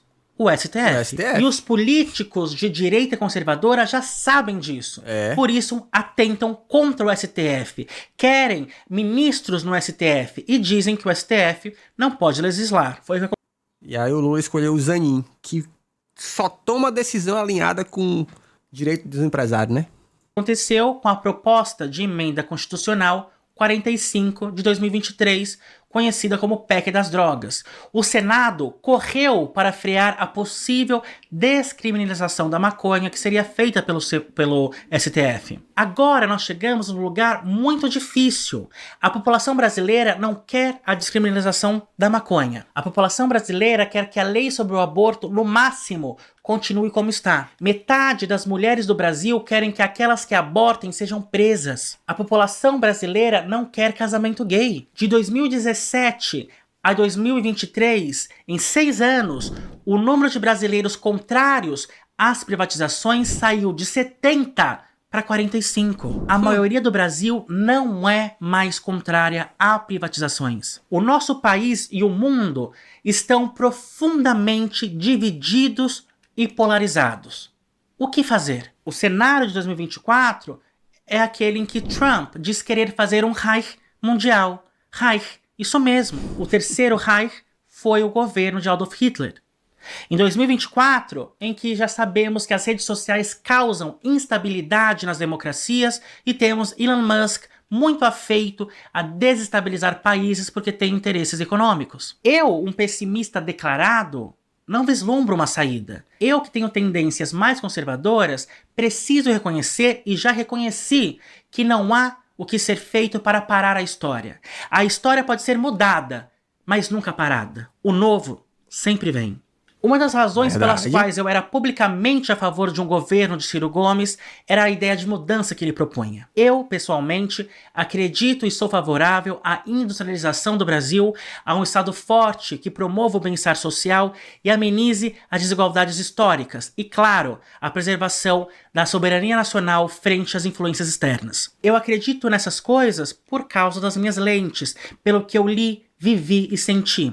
Cheguei à conclusão de que um país só pode se desenvolver plenamente fazendo uma indústria e não sendo um exportador de bananas, como tem sido o Brasil. Apoio um Estado forte porque, pelas minhas lentes, o Estado tem sido, desde pelo menos o mercantilismo, o maior desenvolvedor de tecnologias, estudos e projetos que beneficiam efetivamente a sociedade. E prezo pela soberania nacional frente às influências externas, porque algumas das maiores desgraças que aconteceram no nosso país foram fabricadas por potências estrangeiras usando nossas condições internas. Os exemplos vão desde o nosso subdesenvolvimento até a ascensão da extrema-direita no nosso século, passando, claro, pela ditadura militar. Ciro Gomes sempre se apoiou na ideia de mudança e renovação da política brasileira. Bom orador, capaz, experiente e viril, oferecia uma alternativa ao que ele chama de polarização odienta. Ele uniria o Brasil. Bem, Ciro Gomes ainda é o político com quem eu mais tenho a identificação. No entanto, o que essa minha característica crítica me fez ver é que, por mais que me dou admitir, ele não seria capaz de solucionar os problemas do Brasil. Não numa democracia. Ninguém seria. Para começar a contar a vocês, minhas amizades, o que minhas lentes permitem ver, eu preciso repetir algumas informações que eu já trouxe aqui no canal e em entrevistas. Primeiro, a eleição mais importante do Brasil é a de deputado federal. O presidente no Brasil é refém do parlamento porque depende do parlamento para avançar suas propostas. Disso nascem as coalizões. Os partidos se juntam interessados em cargos, em influência no governo. Uma das ideias era supostamente proteger o governo de um presidente autoritário. Embora todos os políticos sejam eleitos, os deputados federais representariam o próprio povo brasileiro, protegendo os três poderes. Desse modo, no Brasil, o poder do presidente seria amenizado. O caso mais recente é do projeto de lei 1904 sobre o aborto. Quando um projeto de lei é apresentado, ele passa pelas comissões de mérito.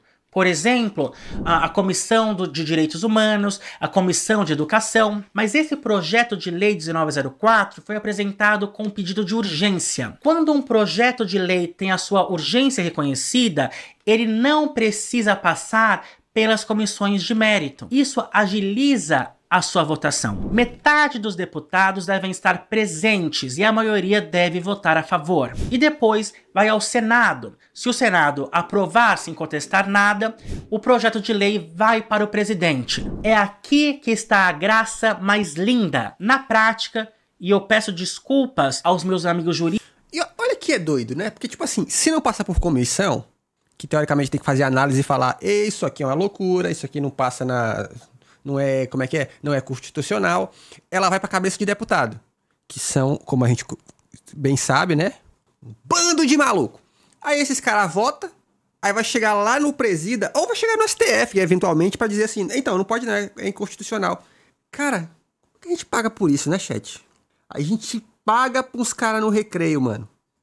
Por dizer isso, o presidente não tem outra opção senão aprovar. Se ele vetar algo, além de explicar o motivo do veto em 48 horas, o veto volta para a casa de origem do Congresso, que é ou a Câmara dos Deputados ou o Senado. O Congresso vai analisar e ver se concorda com o veto. Se o Congresso não concordar com o veto e mandar de novo o projeto de lei para o presidente, ele vai ter que assinar. Foi o que aconteceu durante o governo de Dilma Rousseff, com as chamadas pautas-bomba. Eduardo Cunha, para prejudicar o já prejudicado governo de Dilma, começou a levantar propostas para aumentar os gastos públicos sem aumentar a arrecadação. Em agosto de 2015, Dilma fez um jantar em que praticamente implorou para que o Senado barrasse as pautas-bomba para o bem da governabilidade do Brasil. E por que Eduardo Cunha fez isso? Porque os deputados não estavam gostando da distribuição de recursos e cargos feita por Dilma Rousseff. Essa foi a tentativa com o projeto de lei 1904, desestabilizar o governo Lula e acenar para a população conservadora, ou seja, para praticamente toda a população do Brasil. O que Lula faria? Sancionaria? Vetaria? Faria diferença? E sim, eu entendo o balanceamento dos três poderes, mas o Congresso vai decidir qual lei vai ser aprovada. O Congresso vota como o presidente vai gastar o dinheiro. O Congresso vota sobre as leis que o presidente propõe, e eu sei que o presidente é do poder executivo e não legislativo. Enfim, o voto mais importante que nós temos é o do Congresso, sobretudo dos deputados. São eles que vão nortear o nosso país. E eles não são eleitos diretamente. Vocês já devem saber, é por isso que os partidos colocam o Tiririca, o Clodovil para concorrer como deputados, porque eles puxam votos. Tiririca recebeu 1.300.000 votos em 2010. Sabe qual era o partido dele? É só você lembrar das mãozinhas da coreografia. O partido de Tiririca era o PL, de Jair Messias Bolsonaro, na época chamado... Atenção! Que efeito borboleta, hein? Do Partido da República. Com Tiririca recebendo mais de 1 milhão de votos, conseguiu eleger, além de si mesmo, mais 3 deputados da coligação, que sem a ajuda do Tiririca, não conseguiriam se eleger. Eles receberam 90.000 votos, muito abaixo do mínimo necessário. Para você ter uma ideia, a coligação do PSDB na época teve 9 deputados que receberam mais de 90.000 votos, mas ficaram de fora. Já em 2010, era impressionante o avanço do partido de Tiririca, que hoje tem como presidente de honra Jair Messias Bolsonaro. O número de deputados eleitos praticamente dobrou em relação à eleição anterior de 2006. Antony Garotinho se filiará ao PL... Cara, isso é doido, ó. Isso aqui eu me lembro. O Bolsonaro viajou em tudo quanto é canto desse país. Esse mérito você não pode tirar do cara. Esse maluco viajou e viaja, aparecendo do lado dos caras. Cadê o Lula fazendo algo parecido? E beleza, talvez hoje nem dê conta, porque, né, estamos com... O Lula tá velho. Mas, cara, é isso, cara. Falta esse trampo, mano. Esse trampo político. E tem que ter, bicho. Não forma... Aí faz só aliança de gabinete, aquela lá, tu não tem proximidade com o cara que tu tá prometendo, mano. Ele foi visto na época como a maior conquista do partido. Naquele momento, o PL, embora sempre declarado de Eu direita... já falei pra vocês, eu trampei na campanha de um candidato, que o cara é rico, o cara tem empresa de comunicação, e eu escutei ele falar isso. Ele viajava para cidadezinhas, e aí ele procurava lá um candidato pra apoiar, chegava pro candidato, em época de eleição, né? Do que você precisa? O candidato, obviamente, precisa de quê? De ajuda na campanha, né? Aí ele fala, não, grana não dou, mas eu tenho gráfica, te dou panfleto. E aí eu vou te cobrar um preço barato. E ele falou assim, cara, eu cobro barato, se o cara pagar também bem, se não pagar, beleza. Eu não cobro também não. Porque vai ficar na cabeça dele que eu ajudei ele quando ele era um Zé Ninguém. O miserável é um gênio. Obrigado.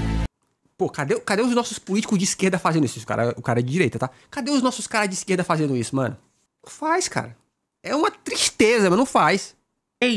Fazia parte da base do governo de Dilma Rousseff. Era então um partido sem muita coerência ideológica. Só queria poder. Aliás, um dos deputados eleitos pelo PL em 2010 foi Valdemar Costa Neto, hoje o presidente do partido. Valdemar Costa Neto foi deputado federal por 6 vezes. Seriam 24 anos sendo deputado federal. Na época em que o PL era da base governista do PT, ele se envolveu num mensalão e foi condenado a quase 8 anos de prisão por corrupção passiva e lavagem de dinheiro. Para não ser cassado, ele renunciou ao cargo de deputado federal 2 vezes. Em 2005, assim que o escândalo do mensalão veio à tona, em 2013, quando foi condenado à prisão. Ele voltou a ser preso em 2024 por posse ilegal de arma. Valdemar Costa Neto é filho de Valdemar Costa Filho, que foi prefeito de Mogi das Cruzes por 16 anos. Valdemar Costa Neto não está onde está por mérito próprio. Não tem a influência que tem e sempre teve,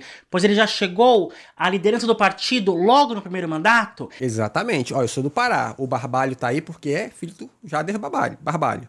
O presidente do PMDB e hoje ministro que é o irmão irmão do Barbalho, também não tá aí porque tá. Tá porque é o Barbalho.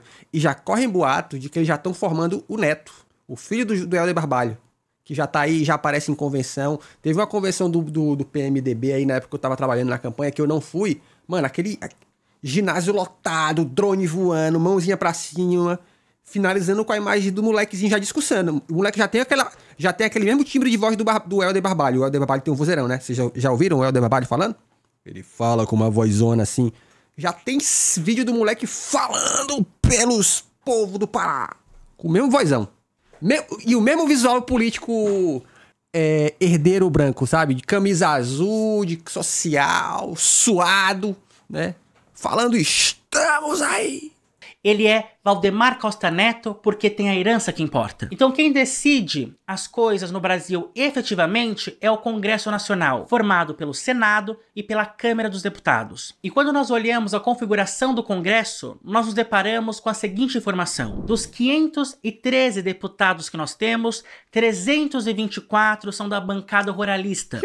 Eles defendem declaradamente os interesses dos fazendeiros e do agronegócio. Exato. Dos 513 deputados que nós temos, 202 são da bancada evangélica. Dos 81 senadores, 50 são da bancada ruralista e 26 são da bancada evangélica. Naturalmente, esses números podem se sobrepor. Por exemplo, o deputado delegado Paulo Bilinski, que foi holofotado recentemente por causa da PL 1904, está tanto na frente parlamentar evangélica quanto na frente parlamentar ruralista. Uma emenda constitucional altera a nossa Constituição. Tudo pode ser alterado, exceto as cláusulas pétreas. Segundo a nossa Constituição, para ser aprovada uma proposta de emenda constitucional, precisa que 308 deputados e 49 senadores votem a favor. A bancada ruralista tem, segundo sua própria lista, disponibilizada no site, 324 deputados e 50 senadores. Minha amizade, o que eu estou dizendo hoje para você é que a bancada ruralista, segundo esses números,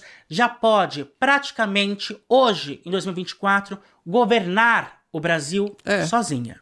Se a bancada ruralista quiser enfiar pautas bomba, criar projetos de lei que comprometam a governabilidade e a popularidade do governo Lula, se a bancada ruralista quiser colocar agrotóxico na sua caixa d'água, ela pode e ela vai. A UOL publica em maio de 2023. Bancada ruralista mostra sua força ao encurralar o governo no Congresso, onde podemos ler: o principal objetivo foi desmontar as políticas ambientais indígenas prometidas pelo novo governo, ainda durante a campanha, para combater o desmatamento e promover a demarcação de terras dos povos originários ameaçados. Os ministérios mais atingidos com as mudanças no texto original foram os do Meio Ambiente, de Marina Silva, e o dos povos indígenas, de Sônia Guajajara. O texto diz que esses dois ministérios, o de Marina Silva e o de Sônia Guajajara, colocam obstáculos no desmatamento da Amazônia para a abertura de novas frentes agrícolas e também combatem a invasão de terras indígenas por várias frentes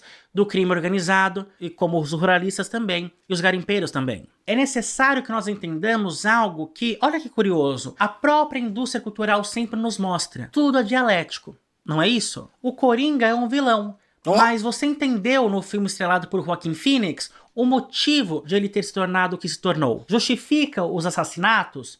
Não, mas explica.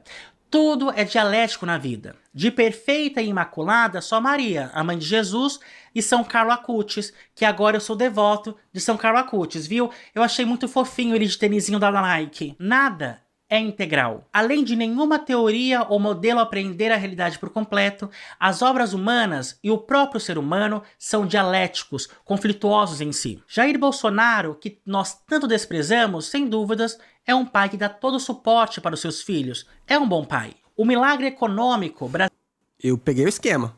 brasileiro feito pela ditadura militar trouxe coisas ruins e coisas boas, assim como a Revolução Cubana também é dialética. E assim poderíamos dar exemplos por todo o vídeo, da política econômica chinesa até a usar perucas de cabelo humano. A realidade é dialética. A bancada ruralista nasce com o propósito de defender o proprietário rural, impedindo a reforma agrária, por exemplo. O Brasil ainda é dividido em enormes latifúndios, fazendas muitas vezes improdutivas que remontam às famílias do começo da colonização do país. Sim. Isso, olha que curioso, é contrário ao que a nossa lei prevê.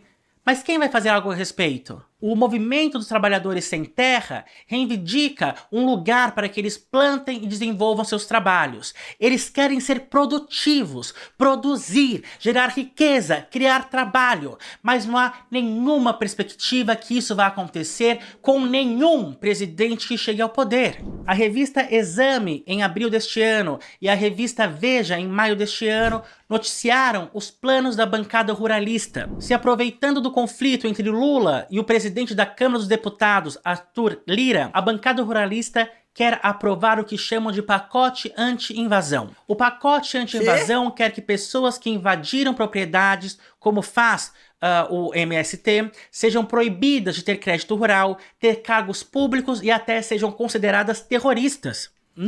Ai, bicho.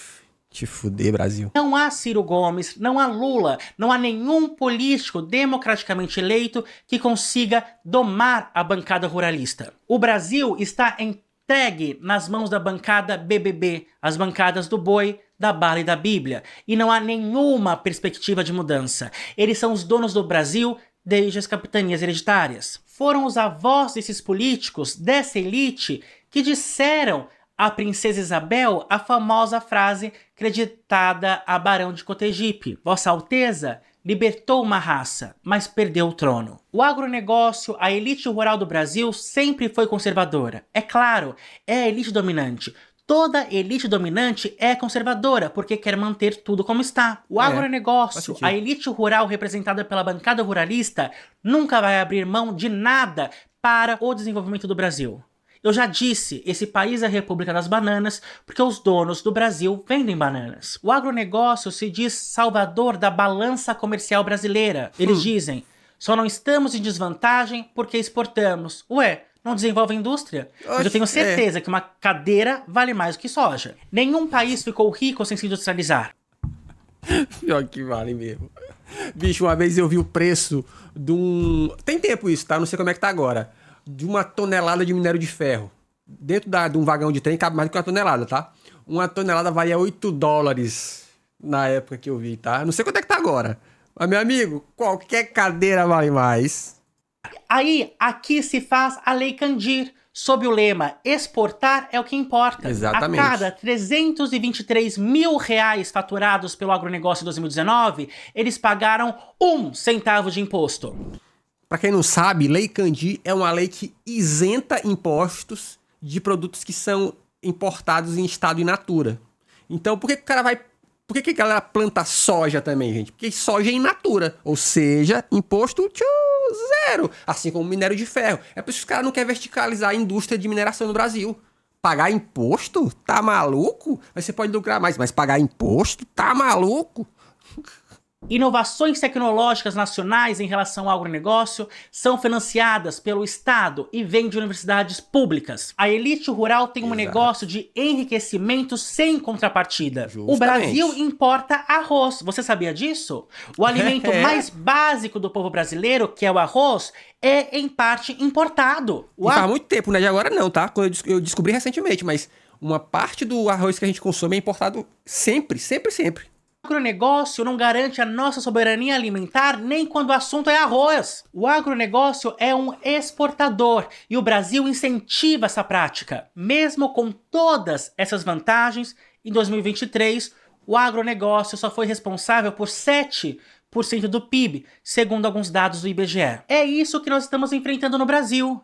A elite rural é a mesma de sempre, enriquece mais do que todos, paga menos impostos do que todos, é contrária a progressos sociais, prejudica deliberadamente o Brasil, são os donos deste país, são responsáveis por trabalhos análogos à escravidão. Segundo o World Slavery Index, há 1 milhão de brasileiros em trabalhos análogos à escravidão hoje. E nós vemos, ano após ano, pessoas sendo resgatadas de propriedades rurais dessa elite velha e mofada. Eu mostrei no vídeo Pablo Vittar o Sertanejo que o líder da bancada ruralista disse: não vamos deixar que o agro pague a conta da reforma tributária. E esse líder da bancada ruralista é Pedro Lupion. Eu contei pra vocês sobre a família dele. Vocês lembram? Ele é filho de deputado, bisneto de governador, tetraneto de deputado. Esse tetravô dele, o Telêmaco Borba, teve seu primeiro mandato como deputado em 1882, minhas amizades.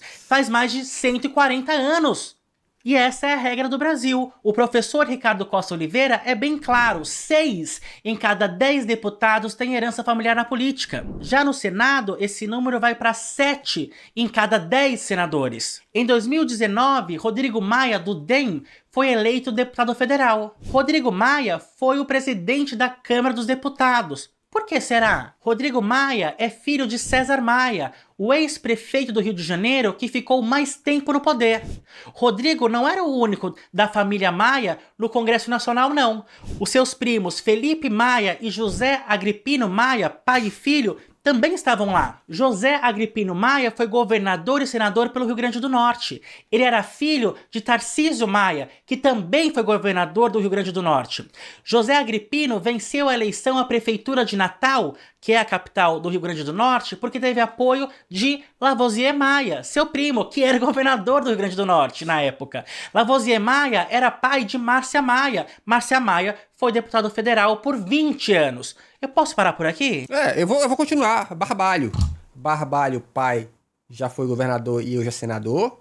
Aí os Barbalhos filhos. A ex-esposa, que ainda usa o sobrenome Barbalho, virou deputada federal, estadual, uma coisa assim. Aí agora tá todos os filhos na política. E a mulher do Helder Barbalho foi eleita. Sabe aqueles cargos de secretaria que são cargos assim vitalícios? Fiscal é um fiscal do Tribunal de Contas, uma parada assim, uma parada que ganha um salário paulada, tá? Mano, O presidente da Câmara dos Deputados, Arthur Lira, é filho de Benedito de Lira, político de Alagoas que está há 46 anos no poder, em diferentes cargos. Ele só ficou 6 anos fora do poder desde que começou a sua vida política. E claro, segundo o dossiê das organizações de olho nos ruralistas, a família de Arthur Lira tem fazendas em terras indígenas. Eles legislam por conta própria. Desde o fim da ditadura, 2 em cada 3 senadores vêm de família política. E isso você já sabe o que é. A herança que importa. Eles têm dinheiro. Já dissemos no vídeo A Democracia do Cabelo da Gravata que o resultado das eleições está intimamente ligado a quanto dinheiro você investe na sua campanha.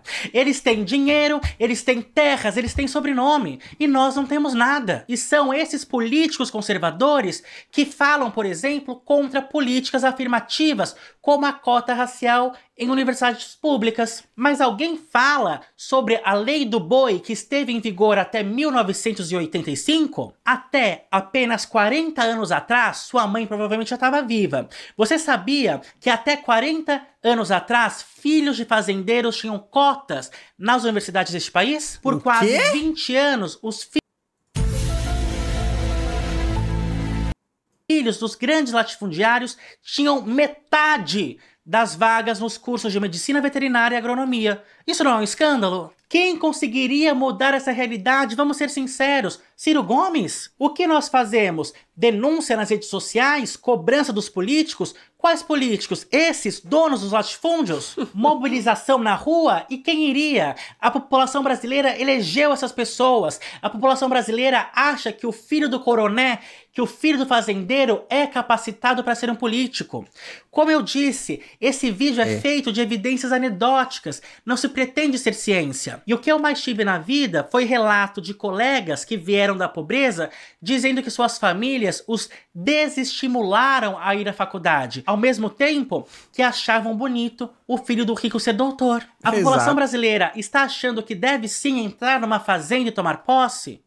Entrar num prédio abandonado no centro de São Paulo? Viralizou no Twitter uma thumbnail de uma entrevista que eu dei ao Queencast. A frase que está escrita não foi dita por mim, foi escolhida pela apresentadora Paula Ferreira.